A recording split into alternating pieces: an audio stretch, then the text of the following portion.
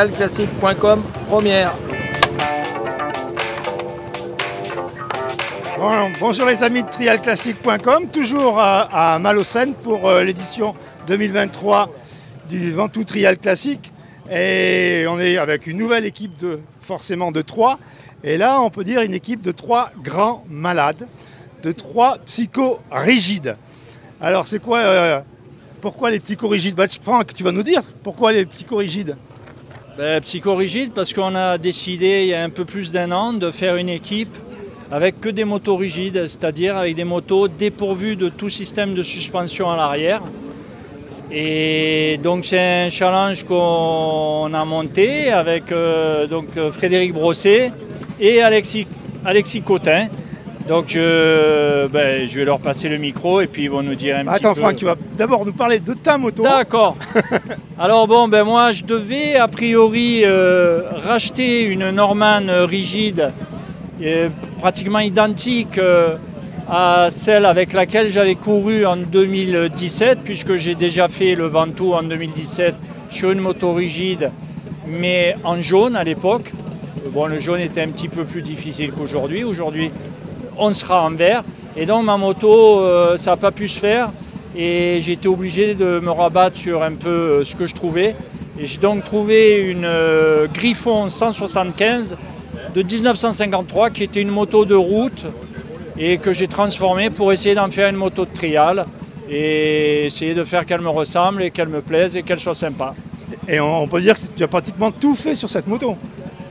J'ai pas tout fait, j'ai essayé d'en faire le maximum. Il y a des choses que j'ai pas pu faire moi, comme la tubulure d'échappement qui a été faite par une société spécialisée à Beaucaire. S'il y a des gens qui sont intéressés de savoir qui veulent les coordonnées, qui reviennent vers moi. Et on partagera l'information avec plaisir. Sinon, le reste, voilà, la selle c'est moi, la plaque phare c'est moi, le sabot c'est moi, les carters c'est moi, les adaptations c'est moi, et puis voilà. Ok. Fred, toi, tu es parti sur une moto qui est bien connue dans les parcs de motos vintage. Tu es parti d'une Cub, mais toi, tu as décidé de lui enlever ses amortisseurs. Voilà, donc le projet, c'est qu'on est parti d'une Cub. Alors, contrairement à beaucoup de Cubs qui roulent, celle-ci, c'était une Cub de route.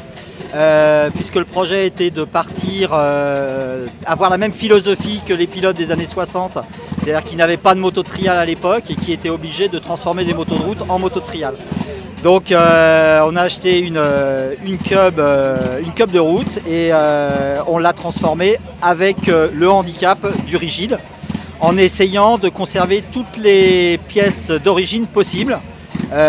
Donc même les tubes de cadre arrière sont triomphe d'origine, les embasses de tubes sont triomphe d'origine, fourche, frein, voilà, la totale était de rester dans la philosophie d'époque. Même jusqu'à la couleur, où on a voulu retrouver une teinte d'origine. Je dois un gros merci à Rémi Vivien, ouais, d'accord, parce que moi je n'ai pas la capacité forcément technique pour modifier ça.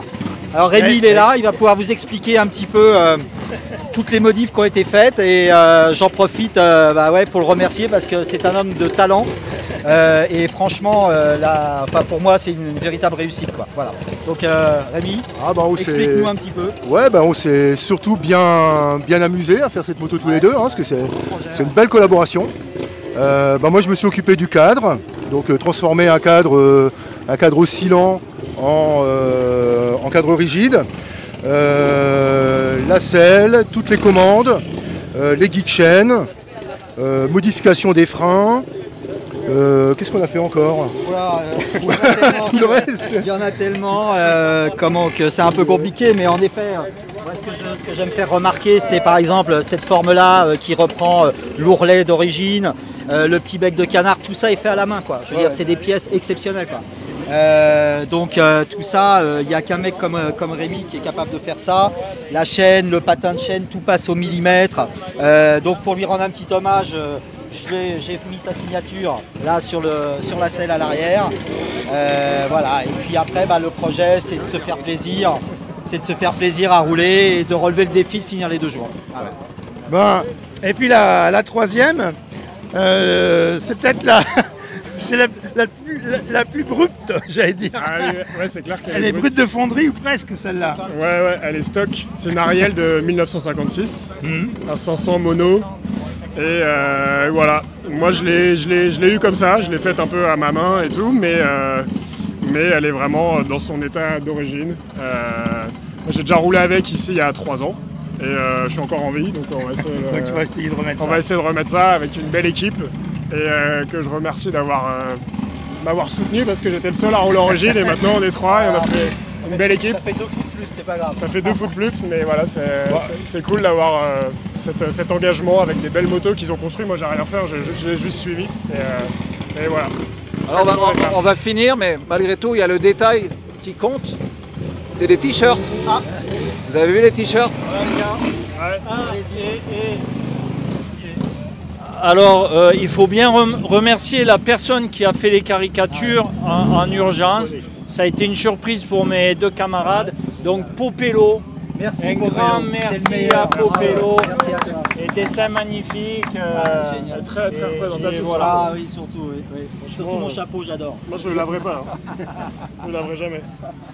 Bon, en tout cas, ce qui est sûr, c'est que vous êtes sûr de gagner la coupe des psychos rigides. Bravo. Déjà, c'est pas mal. Allez, à la prochaine. Et merci encore les petits. Merci les gars. Merci à vous. Ciao, ciao. Et bon courage. Merci.